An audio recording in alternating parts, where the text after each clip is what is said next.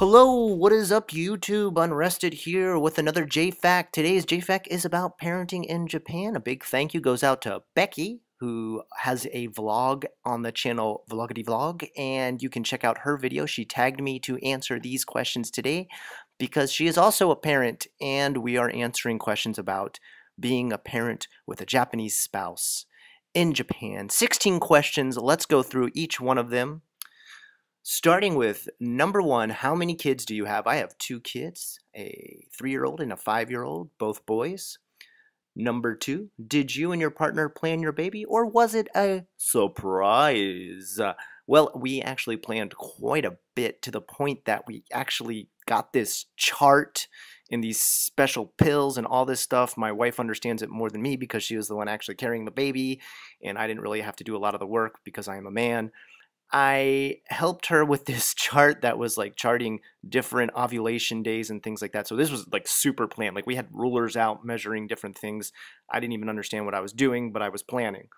Number 3, did you or your partner give birth in Japan, or did you do a Western birth where you return to your original country? We had our baby in Japan, but we did actually make sure to choose a hospital that had painless birth.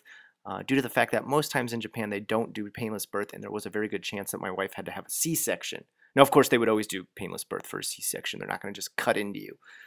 Number 4, did you and your partner choose a Japanese name, a foreign name, or both? Well, my answer would be both. Number 5 says kanji, hiragana, katakana, romaji, or a combination name. So let me just get into the specifics of the name of how both of my kids' names work, and they both work the same way. We gave them a Western name. I have Kenny and Maki are my 2 kids, actually Max, but we call him Maki, that's his nickname. And we spell both of those first Western style names out in katakana, as is usual per gaijin.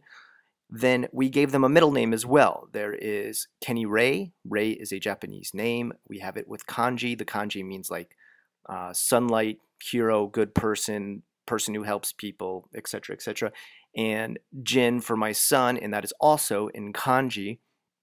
And then, of course, they have my last name, which is a Western name. So the way and reason why we did it like this was so if they felt like they wanted to become American because they can get both passports and move to America, work in America, and feel more comfortable with an American name, they can use it.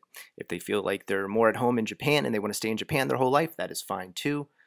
They have the middle name and they can just use that. Or they can just use the combination or just one, or the American name in Japan, or vice versa, whatever. We wanted to give them as many options as possible so they would never feel out of place.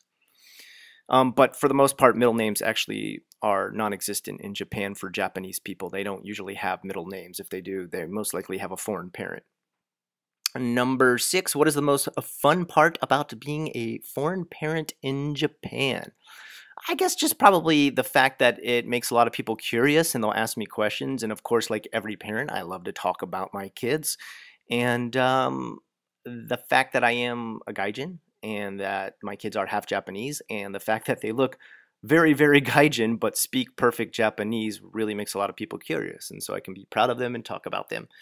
Number 7, what is the least fun part about being a foreign parent in Japan? Probably the least fun is, I guess, people thinking that you're just a tourist with your kids, because my kids do look so gaijin. Most times they don't even think I live here, so like they'll treat us that way. They'll, try to speak in broken English that I just don't even understand. It's okay if people want to speak English to me, I don't mind, but when my Japanese is better than your English, then let's just speak Japanese. Otherwise, most times I end up not understanding what the hell you're trying to say to me. So, but I mean, at the same time, how the hell would they know that I live here and I'm not a visitor? I'm not walking around with a t-shirt that says, hey, been here 9 years. So can you really blame people for that?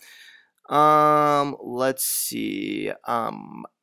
Number 8. What is your child's favorite Japanese food? Well, my son Kenny loves natto. He is a big fan of it. He will ask for it with just about everything. My younger son, Maki, who is 3, I believe his favorite would probably just be onigiri, which is rice balls. Or in Pokemon, it's donuts. Only hardcore Pokemon fans will get that. Number 9, what is your child's favorite ethnic food? So let's see. Maki loves all different types of meat dishes. from America. He loves his steak. He loves his burgers. He loves anything with meat in it. Kenny, not so much. He's not really a big fan of Western cuisine. He prefers the more subtle tastes of Japanese food.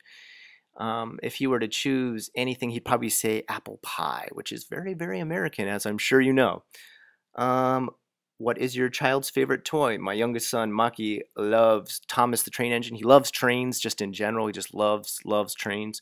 And my older son, Kenny, who is far more Japanese, even though he looks even more gaijin than Maki, loves his Kyotuja or Ni Ninja, which is this Power Rangers in Japan. They're still very, very popular. There's still many episodes coming out. He loves Kamen Rider, all the stuff with the Henshin transforming Rangers type stuff.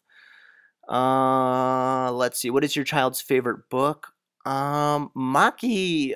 Let's see. Oh, Maki loves Maisie. If you don't know the Maisie series, it's about this mouse. I believe it's books from Britain. Maki speaks the most English. He speaks English and Japanese equally as well. Kenny can really only speak Japanese, and he really loves anything about obake, about monsters. I guess my younger son loves obake too. Must be my personality rubbing off on them because they really love their monsters. Regular school or international school? Well, again, I've got both going on. Kenny, being the more Japanese one, goes to Youchien, Japanese school, Japanese kindergarten, really. Youchien just literally means kindergarten, that's it. And Maki just finished up a semester at the YMCA, so obviously that is an international school, and he's learned quite a bit of English from there. Number 13, what is your wish for your child's future? My only wish for my child's future, both of them, is that whatever they pursue in life, they do it to the best of their ability. They try their hardest and do their best at it. I don't care what they want to be. I'm not going to push them into any kind of job or any kind of lifestyle or any kind of career or anything. They can do and be whatever they want. Just be their best at it. Try their hardest at it. Give it their best all. Ganbatte ne. Okay, that's the only thing I ask of my kids. Just give it your best. And let's see, 14. Are you done having children or do you want more? How many do you wish to have? I think we are done. I have 2 kids. I believe I might be I might be one of the J-vloggers with the most kids. I don't know any other J-vlogger that has 2. It's expensive to raise a child in Japan. About 22 million yen in total, raising them from birth on up going into college. It is expensive and it makes your life insanely busy. I just bumped the table. Sorry about that. But it makes your life insanely busy.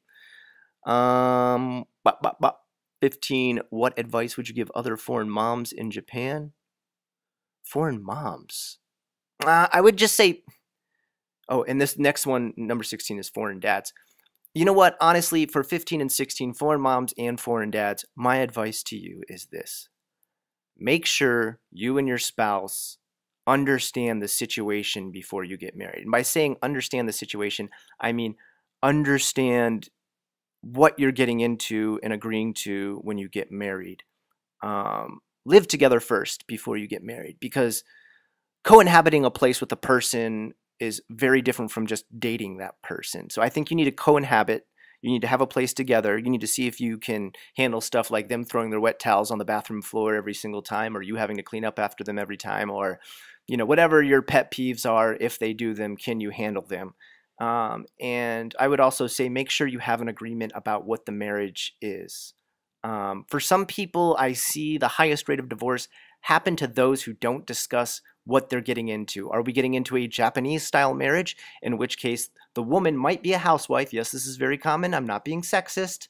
And stay at home and not have a job, but also control the money and make sure all the bills are paid by using the man's salary, or vice versa. Maybe the Japanese man wants the gaijin wife to do that, and oftentimes that's not very common anymore to have a housewife in Western countries. Make sure you know what you're getting into. The biggest times I ever seen divorce is where they suddenly get married because they're in love and they think that this is going to be forever, and then these sudden things come out. The girl quits her job and stays at home as a housewife and starts asking for the paycheck. The guy is totally pissed because he did not expect this, but she's not actually doing anything wrong. She's doing it a very Japanese style, but They didn't talk about it before they got married, so both are surprised. You don't want to give me your paycheck and just let me stay at home? You want me to work all the time and just give you my paycheck? And vice versa, okay? Talk about it. Make sure you know what you're doing when you get married. Have a plan for the future, people, because if you guys aren't working out, it's not going to work out very well for your kids in the future. And let's be honest, when we have kids, their life becomes our life. Anyway, guys, that is my 16 questions about being a parent in Japan. I hope you enjoyed that. If you have any more questions for me, feel free to place them in the comments below. I am unrested with the questions you requested. This is JFAQ, Japan's frequently asked questions. You have a good one.